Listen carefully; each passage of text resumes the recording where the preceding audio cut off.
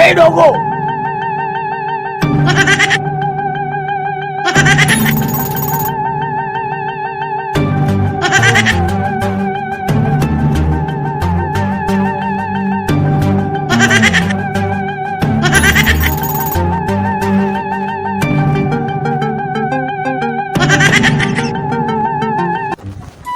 Iye, a'a, ka duba wata sana'a, wani wace kalar sana'a ce, kuna zaune sai a ɗau kuɗi a haka, ko kaga an ɗau kuɗi an yi haka, to me ake nufi? Ko kaga an ɗau wani abu a bakan leda a can an je an kai. To wannan abu da ake bayarwa ku sun san darajar shi, su ma sai da abin nan sun san darajar shi kuwa. Abu mai amfani kamar wannan har kuɗi ake ɗauka a bayar amma a yi banza da shi aje a sashi a bola. Ege bai kama da buri.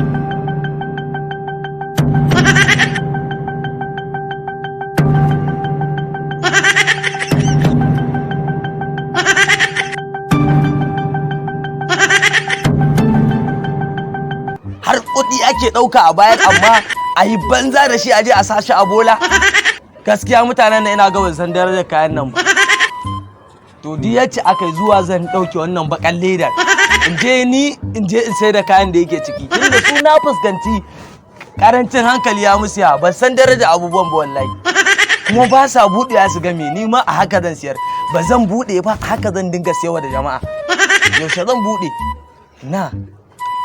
To fa yauwa. Kaga suna kallon can na san me zan yanzu salallaba zan je in ɗauke shi. Mahaukaci ne ni.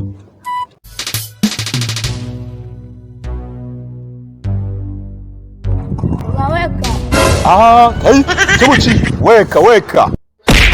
Wannan layi sannu. Ɗauka zan yi in je in siyar. La, ka duba sun gudu? Ye, ba ma sa so kenan. Kai ya bayan ta za a ƙi abu mai daraja irin wannan. Wallahi kaga sun gudu. To zuwa zan in siyar. In je in biya bashin da ake bi na. Kai, mutanen nan ba aikin yi. Yawan. A kayana ne mana. Lalle ma wannan. Ni zan je in ɗau kayan wani ne mahaukaci ne ni an gaya ma. Ka tabbata kayanka ne. Kayana ne mana. A wannan zamani na kidnapping waye mutu waye rai kawai in je in dau abin da ba nawa ba. Kai a ina ka karanci police ne. Karfa a buɗe a ga sabanin haka. Sabanin me za a gani? Kai duk abin da ya gani a nan da hannuna na ɗauke shi na sa. Ka tabbata? Kai dama fa an ce fa an yi passing out din wasu 'yan sanda masu karɓar cin hanci. To ko kana ɗaya daga cikin kayan yi ne mana an samu duba mana. A duba? Ake muka fituwa. To a duba mana. A duba. Kai Oga Elvis ne fa. Eh? Oga Elvis ne wallahi. Ashhadu an la ilaha illallah.